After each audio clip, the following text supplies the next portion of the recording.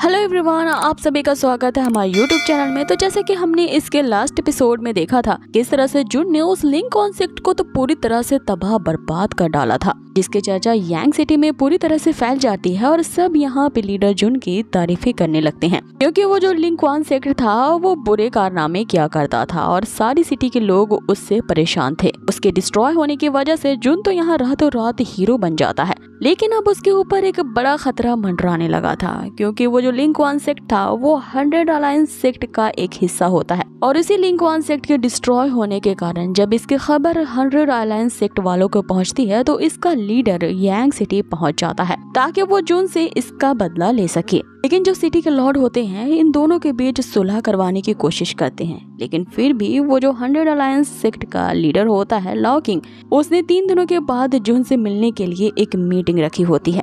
अब उस मीटिंग में क्या होने वाला है ये काफी ज्यादा एंटरटेनिंग और फनी होगा, क्योंकि यहीं से ही एपिसोड की शुरुआत होती है, जहाँ पे इस 3 दिनों के बाद होने वाली मीटिंग की खबर उस पूरे यांग सिटी में फैल जाती है। लोग 2 गिरोह में बढ़ जाते हैं। एक गिरोह तो होता है जो कि जुन की तारीफें कर रहा होता है कि किस तरह से उसने बड़ी ही बहादुरी से अकेले ही लिंक वन सेक्ट को पूरी तरह से खात्मा कर दिया, लेकिन दूसरे ग्रुप वाले यहाँ जुन को बेचारा फील कर रहे होते हैं, क्योंकि उसने पंगा ले लिया है 100 अलायंस सेक्ट लीडर से। जुन ने उस 100 अलायंस वालों से पंगा लेकर के अपने ही ऊपर एक बहुत बड़े खतरे को मोल लिया है। उस टावर में होने वाली मीटिंग में क्या होने वाला है ये जानने के लिए सारे लोग अब बेताब होते हैं, लेकिन ज्यादातर लोगों का यही मानना होता है कि वो जो 100 अलायंस सेक्ट का लीडर है वो जुन से तो कई ज्यादा गुना पावरफुल है और अब की बार वो लीडर जुन जो है वो एक बड़ी मुसीबत में फंस चुका है।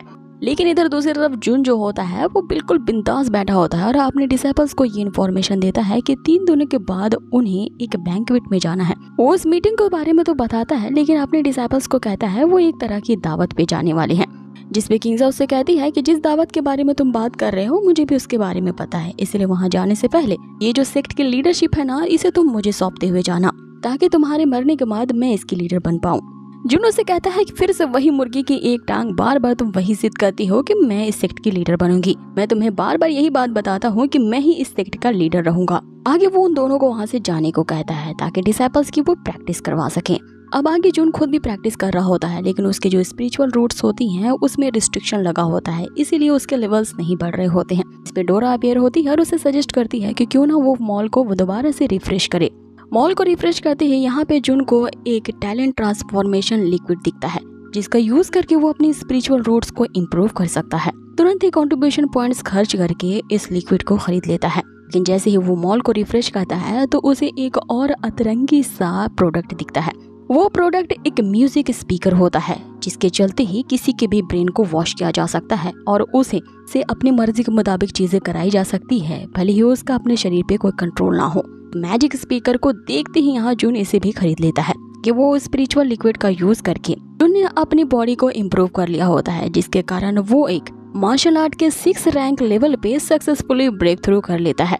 अब अगली सुबह का हमें सीन दिखाया जाता है, जहाँ पे सारे डिसाइपल्स अपनी अपनी प्रैक्टिस करने के लिए अरीना में आ चुके होते हैं, लेकिन यहाँ पे जो उनका नया डिसाइपल चेन है वो आने में बहुत ही आनाकानी करता है, लेकिन ली उसे फोर्स करते हुए इस बार अरीना तक ले ही आता है। आगे वो चेन के नखरे के बारे में जुन को बताने लगता है, जिसपे जुन उसे ये धमकी देता है कि अगर तुम यहाँ पे अपनी हालत को सुधारने नहीं चाहते, इस सेक्ट के माहौल के आदी नहीं बनोगे तो तुम्हारे साथ वही ट्रीटमेंट किया जाएगा। तुम्हें एक गोल करने वाला पॉइंट बना दिया जाएगा, जहाँ पे इस सेक्ट के सारे डिसाइपल्स तुम्हारी ही फेस पे अपने फुटबॉल से गोल करेंगे। लेकिन अगर तुम्हें प्रैक्टिस करने में बहुत ही बोर लगता है तो मैं तुम सबके लिए एक अमेजिंग चीज लाया हूँ, जिससे तुम्हारे रोजमर्रा की प्रैक्टिस जो है वो बोरिंग नहीं बल्कि एंटरटेनमेंट हो जाएगी। आगे वो वही स्पीकर सभी को दिखाता है और उससे बजने वाली जो म्यूजिक होती है वो सबसे पहले उस चेन पे असर करती है। जैसे ही वो म्यूजिक सुनता है तो अपनी बॉडी पे बिल्कुल भी कंट्रोल नहीं होता और वापस से वो वही छमिया वाले मूव्स करने लगता है। और ये जो सीन होता है उसी इस तरह से डांस करना ये इस एपिसोड का सबसे मजेदार सीन होता है। भले यहाँ चेन कोशिश कर रहा होता है कि वो अपनी बॉडी से इस तरह के मूव्स ना करे,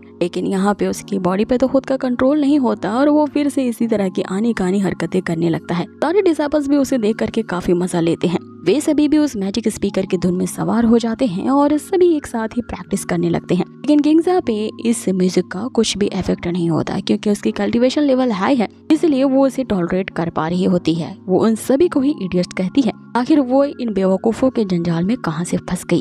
आगे हमें चेन को दिखाया जाता है, जो कि आज की हुई हरकतों पे अपने आप पे ही शर्मिंदा हो रहा था। सोचने लगता है कि कहाँ मैं अपने पिछले जन्म में एक एम्परर हुआ करता था और कहाँ मैं इस सेक्ट में आके फंस गया हूँ। यहाँ ये लोग मुझे किसी छमिया की तरह डांस करवाने के लिए, प्रैक्टिस करने के लिए कहते हैं, लेकिन ये प्रैक्टिस है बड़ा ही डिवाइन, क्योंकि जब जब मैं ये प्रैक्टिस कर रहा हूँ मेरी स्पिरिचुअल पावर्स जो है वो बढ़ ही रही हैं। इतने में ही उसकी तरफ एक बार फिर से वही उड़ती हुई फुटबॉल आती है।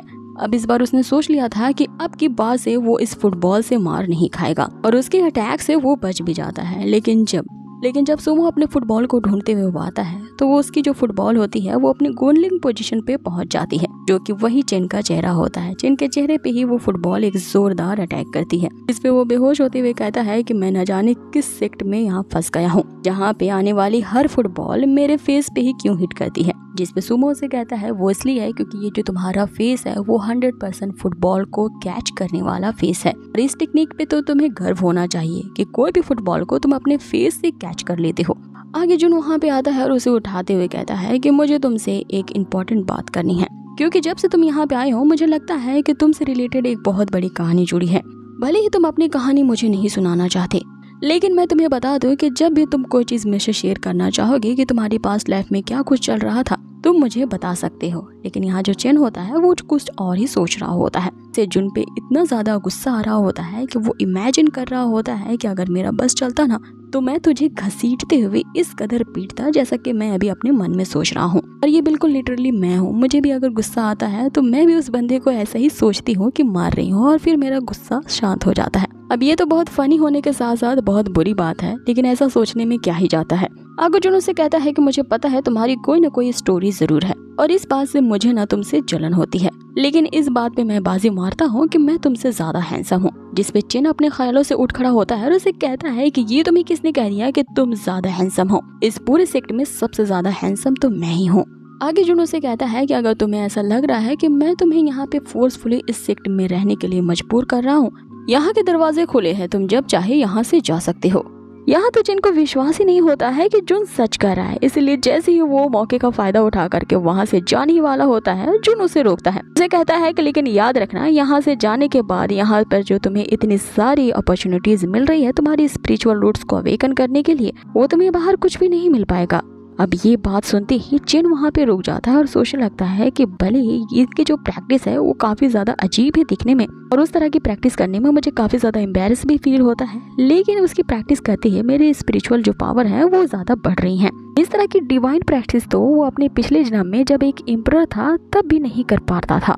साथ ही जो उसका ये मसल शेपिंग रूम है वहाँ पे घंटों पिटाई खा करके मेरी जो मसल्स है वो काफी ज्यादा इम्प्रूव हो जाती हैं। इस तरह की ट्रेनिंग टूल्स तो मुझे दोबारा नहीं मिल सकती।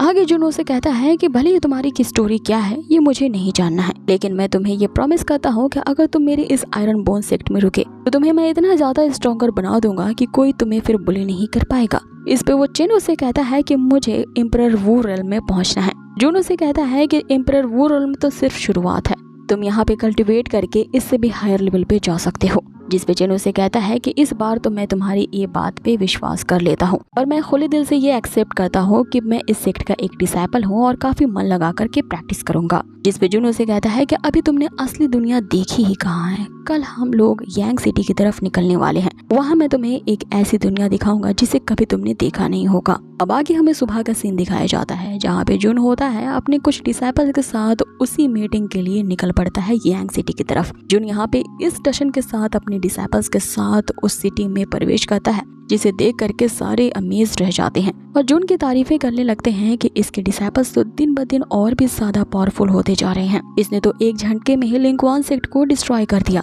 तो उस मार्शल आर्ट के कंपटीशन में सारे के सारे जीतने वाले इसी के ही डिसाइपल्स थे। जिन यहाँ सोचने लगता है कि इसने तो मुझे वादा किया था कि ये मुझे नए वर्ल्ड से मिलवाएगा, मुझे नहीं पता था कि ये मुझे दूसरी सिटी में लेके आएगा, वो भी एक मामूली सी मीटिंग को अटेंड करने के लिए।